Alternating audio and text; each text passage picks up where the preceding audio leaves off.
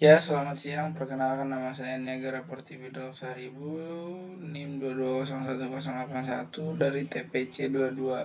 Saya ingin menjelaskan tentang besaran gelombang. Yang pertama, abstrak. Praktikum besaran gelombang bertujuan untuk memahami konsep dasar perambatan gelombang, mengenal dan memahami besaran-besaran gelombang, dan menganalisis besaran-besaran gelombang. Berdasarkan hasil yang diperoleh pada praktikum ini, dapat ditarik kesimpulan bahwa gelombang adalah getaran yang merambat. Parameter gelombang yang umumnya yaitu amplitudo, fase gelombang, panjang gelombang, frekuensi, periode, dan cepat rambat gelombang.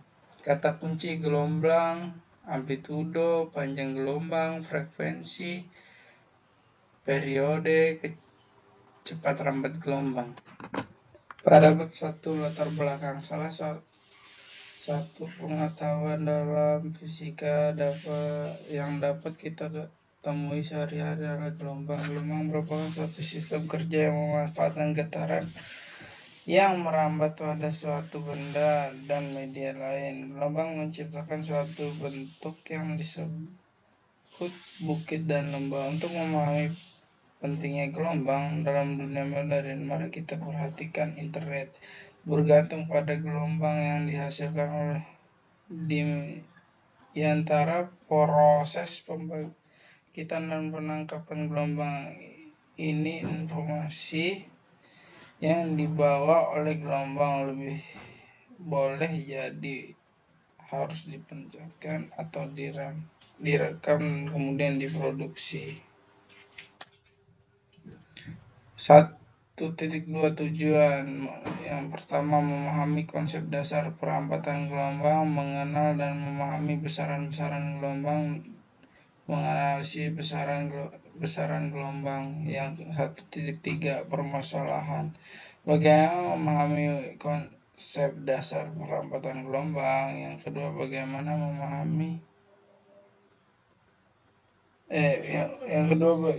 mengenal dan memahami besaran-besaran gelombang. Bagaimana menganalisis besaran-besaran gelombang. Pada bab 2 dasar teori gelombang. Gelombang ada energi yang merambat dari satu titik ke titik lain. Dengan kata lain, gelombang dapat terjadi karena adanya energi yang merambat. Misalkan air yang mulanya diam. Jika diberi getaran pada suatu titik, maka getaran itu akan merambat ke sekitarnya dan kita sebut sebagai gelombang. Jenis gelombang berdasarkan medium perambatannya. Yang pertama, gelombang mekanik adalah gelombang yang melakukan medium dalam perambatan. Contoh gelombang tali, medium jet padat atau tali.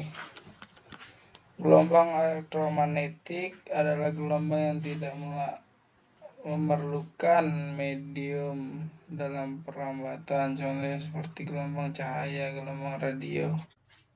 Bab 3 metodologi 3.1 flowchart. Yang pertama, start. Mempersiapkan alat, mengatur alat menjadi oscillation no end, dan mengatur amplitudo dan frekuensi pada simulasi, menempatkan rules dan reference line, mengatur damping ke posisi non dan tension ke posisi high, memperoleh data dari hasil percobaan praktikum, menganalisis panjang gelombang untuk setiap variasi frekuensi yang diberikan, melakukan perhitungan dan menggunakan data yang diperoleh dan telah dianalisis, menyusun kesimpulan, penjelasan, dan saran dari hasil eksperimen pada praktikum besaran gelombang.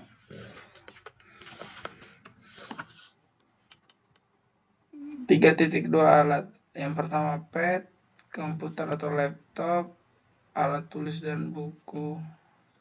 3.3 3. Prosedur kerja. Yang pertama, buka simulasi PET. Yang kedua, atur simulasi menjadi oscillation. Yang keempat, atur simulasi menjadi no end. Atur damping ke posisi non dan tension ke posisi high, serta tampilkan rules dan reference line. Atur amplitudo dan frekuensi pada simulasi. Yang keenam, tentukan nilai S yang terbaca pada penggaris. Yang ketujuh, hitung panjang gelombang yang terjadi. Dan ke-8, hitung panjang gelombang yang terjadi periode dan kecepatan lambat gelombang tersebut. 3.4 pengolahan data yang mengatur amplitudo menjadi 0,7 damping pada non, mengaktifkan oscillation dan no end dan rules. Masukkan nilai frekuensi yang ingin diuji, lalu jelaskan simulasi, kemudian memperhatikan gelombang yang titik hijau menyentuh garis tengah pada sumber gelombang. Yang keempat, mencatat panjang gelombang menggunakan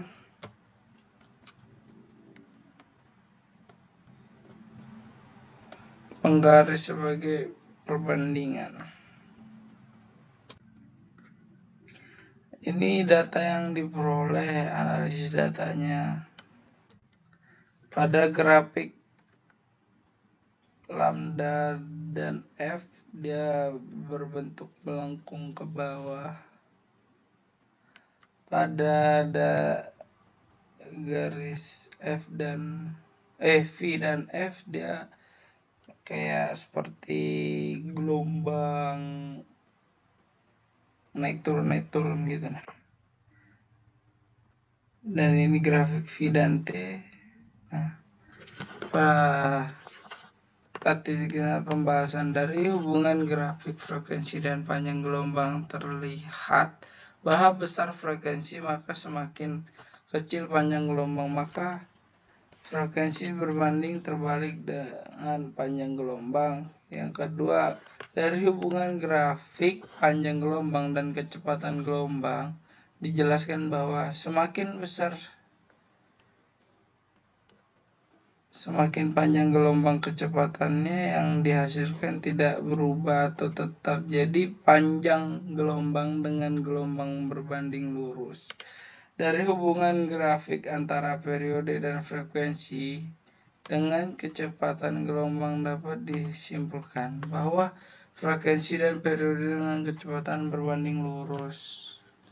Dari hubungan grafik antara periode dengan panjang gelombang terlihat semakin besar panjang maka semakin besar pula panjang gelombang. Jadi bahwa T dan lambda berbanding lurus.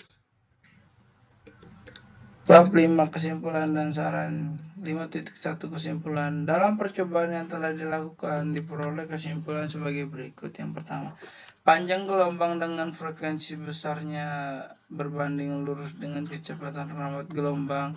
Yang kedua, panjang gelombang berbanding lurus dengan periode, yang mana artinya semakin besar panjang gelombang maka semakin besar pula periode gelombang.